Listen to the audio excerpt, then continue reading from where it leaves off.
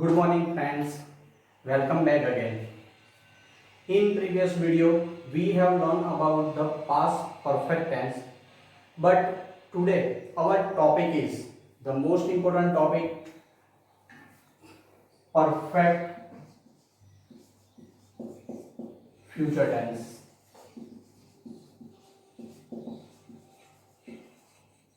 તો આજનો આપણો મોસ્ટ ઇમ્પોર્ટન્ટ ટોપિક છે perfect future tense.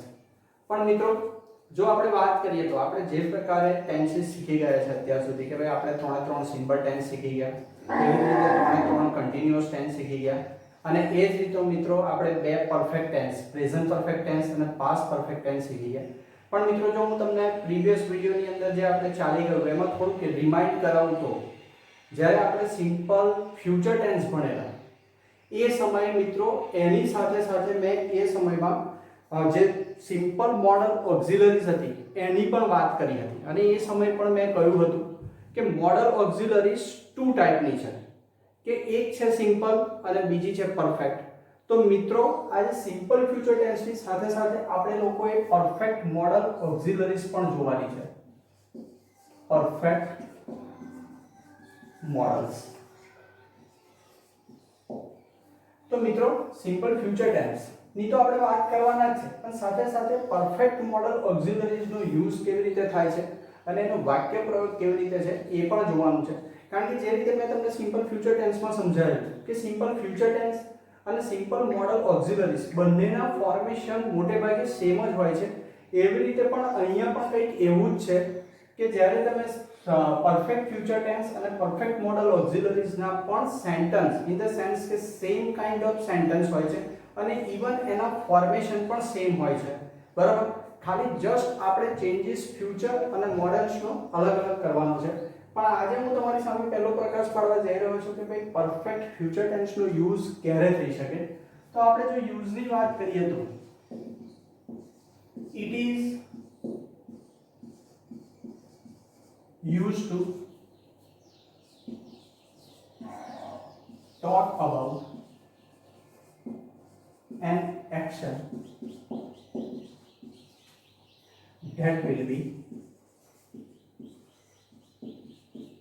that will be completed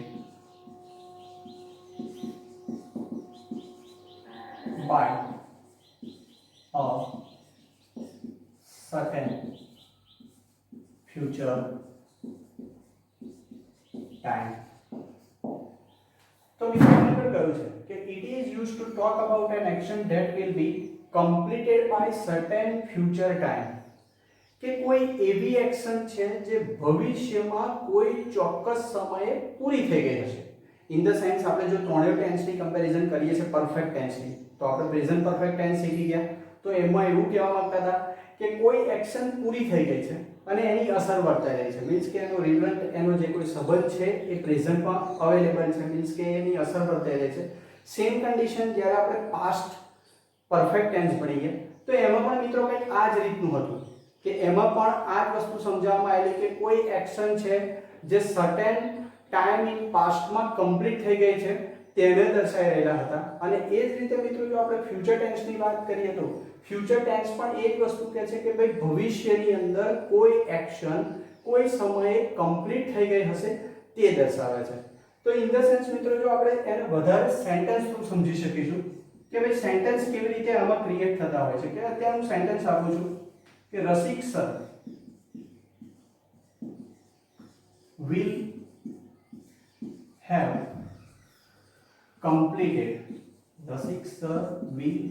completed the syllabus by February.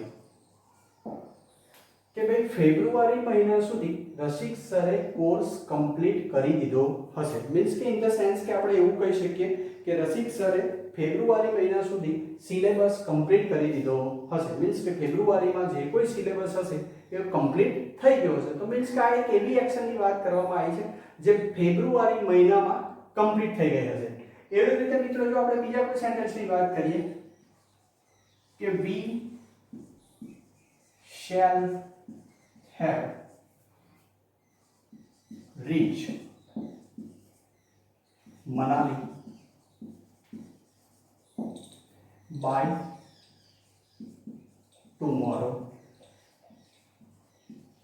કે આવતીકાલ સુધી અમે મનાલી પહોંચી ગયા હોઈશું. મીન્સ કે આ એક્શન ફ્યુચરની છે કે ભાઈ ફ્યુચરમાં ભવિષ્યમાં મીન્સ કે આવતીકાલ સુધી અમે મનાલીમાં પહોંચી ગયા હશું. અને એ જ રીતે આપણે કહી શકીએ છીએ કે he will have cut vegetables by this time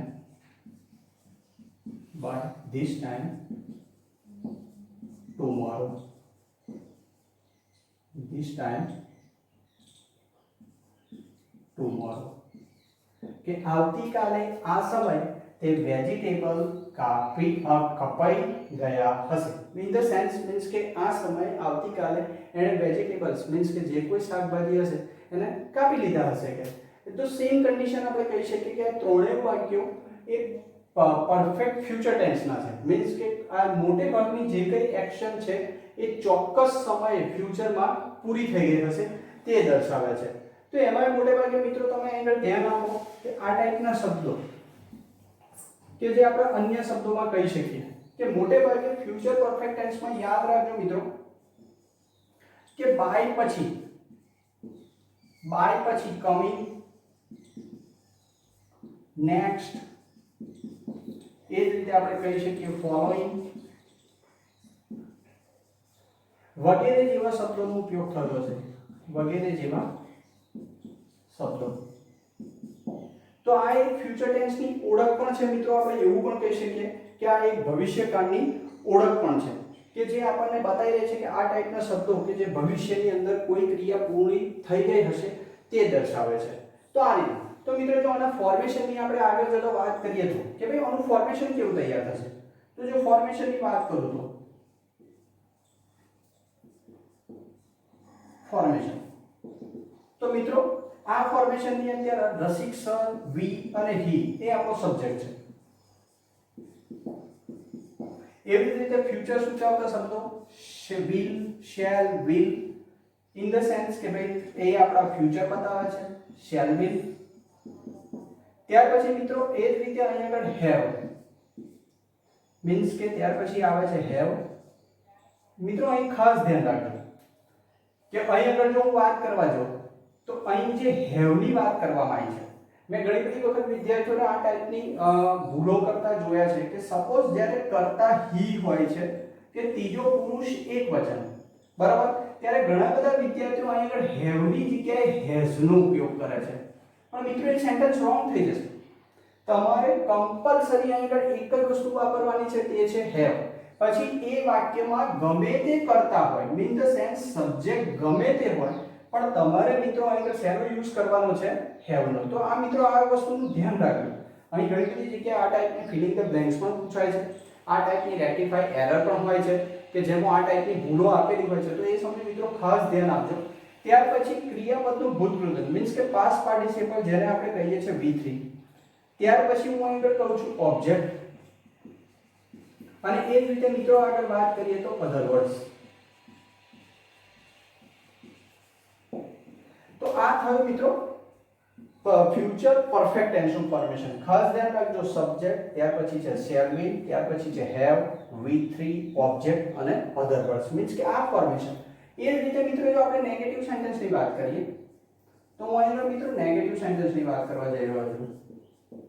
negative કે નેગેટિવ સેન્ટેન્સની આપણે જ્યારે વાત કરીએ છીએ તો મિત્રો આ સેન્ટેન્સ જ્યારે નેગેટિવમાં જશે તો આ રીતનું થશે કે રસિક સર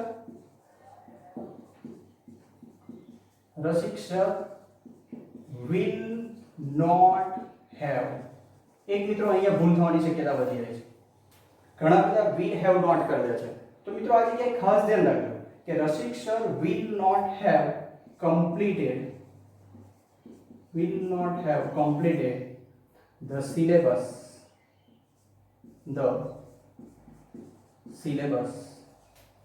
by February. કે રસિક સરે ફેબ્રુઆરી સુધી સિલેબસ પૂરો કર્યો હશે નહીં, મીન્સ કે એ ક્રિયા ફેબ્રુઆરી મહિના સુધી પૂરી થઈ હશે નહીં. The same condition second sentence કે we shall not have reached Manali by tomorrow. કે અમે આવતીકાલ સુધી મનાલી પહોંચ્યા હોઈશું નહીં. અને સેમ કન્ડિશન મિત્રો અહીં આગળ એ જ રીતની કહી છે કે ભાઈ he will not have cut vegetables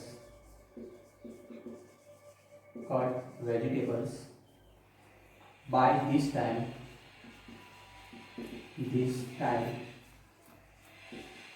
tomorrow. તો મિત્રો આ થાય નેગેટિવ સેન્ટેન્સ, પણ ધ્યાન રાખજો મિત્રો આ જગ્યાએ સૌથી વધારે ભૂલ આવવાની શક્યતા રહેલી છે. મેં ઘણી બધી જગ્યાએ જોયું છે ઘણા બધા વિદ્યાર્થીઓ આ જગ્યાએ ઘણો બધો માર્ક થઈ જાય છે કે will have not કરી દે છે, પણ મિત્રો નોટ નું ધ્યાન રાખજો. મેં તમને એ વસ્તુ ફ્યુચર ટેન્સમાં પણ કહેલી હતી, સિમ્પલ ફ્યુચર ટેન્સ જ્યારે આપણે ભણી ગયા ત્યારે, કે આ જગ્યાએ તમારે ખાસ ધ્યાન રાખવાનું છે મિત્રો કે shall not have, will not have એ ટાઈપનો જ યુઝ કરવાનો છે, એટલે એનું ધ્યાન રાખજો. જો આપણે એના ફોર્મેશનની વાત કરીએ તો હું તમને એક ફોર્મેશન આપી દઉં કે જેવી રીતે આપણે આ અફર્મેટિવ નું ફોર્મેશન તૈયાર કર્યું મિત્રો, કે affirmative subject shall, will, have, V3 object and other words. તો સેમ કન્ડિશન મિત્રો જો ઓનર ફોર્મેશન ની આપણે વાત કરીએ તો એ જ રીતે સબ્જેક્ટ, then after shall કે will plus not plus have plus V3 plus object અને એ જ રીતે જે કોઈ અધર વર્ડ્સ છે તે મૂકીને આપણું ફોર્મેશન આગળ કમ્પ્લીટ થયું. એટલે ધ્યાન રાખજો મિત્રો આ જગ્યા ઉપર ભૂલ ના પડી જાય, એનું ખાસ મિત્રો તમે ધ્યાન રાખજો. એ જ રીતે મિત્રો ઇન્ટ્રોગેટિવ સેન્ટેન્સની આપણે વાત કરીએ તો interrogative.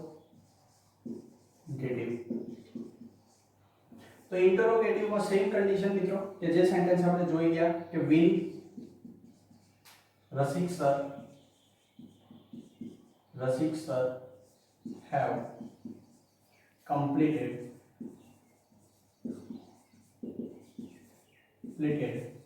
the syllabus by February. Same condition બીજી વાત કરીએ તો કે ભાઈ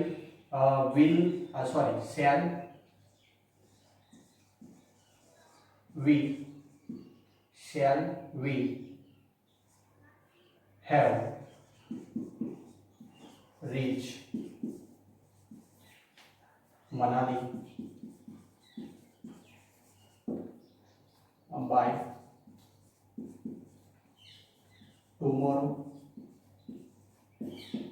અને એ જ રીતે મિત્રો જો છેલ્લું જે આપણું સેન્ટેન્સ હતું એમાં પણ એ જ રીતે કે will he have cut vegetables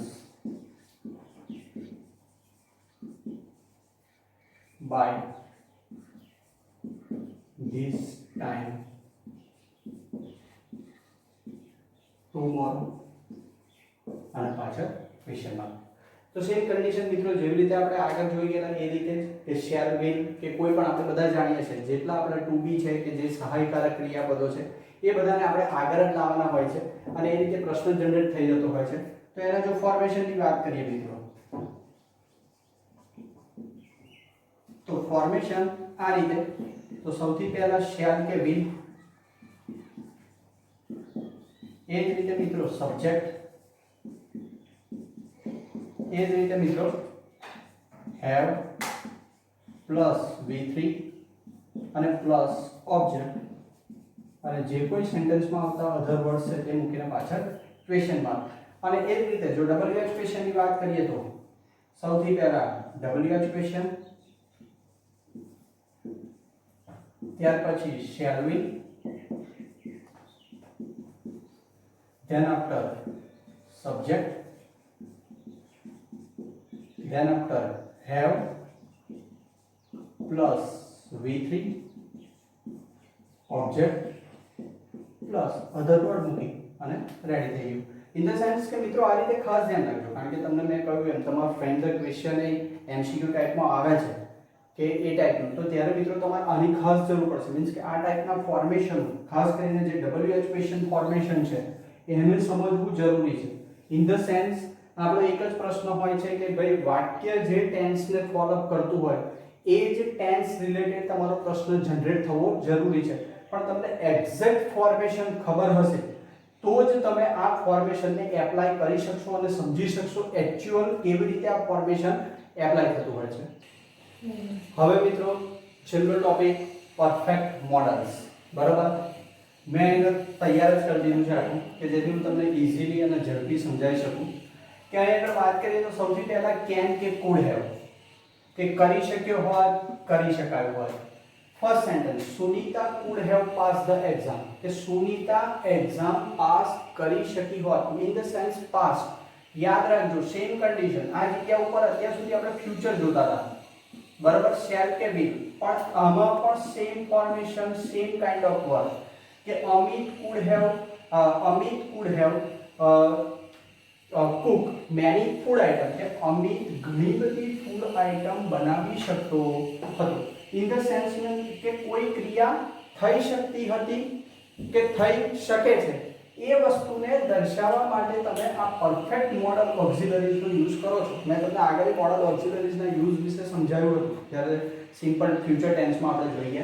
એ જ રીતે મે અને માઇટ હેવ, કે સંભાવના, શક્યતા, પરવાનગી કે આશીર્વાદ, કે the classroom is empty, all may have gone out, કે ભાઈ ક્લાસરૂમ ખાલી છે, બધા કદાચ ગતા રહ્યા હશે. મીન્સ કે ગતા રહ્યા છે, એ ટાઈપનું મીનિંગ છે.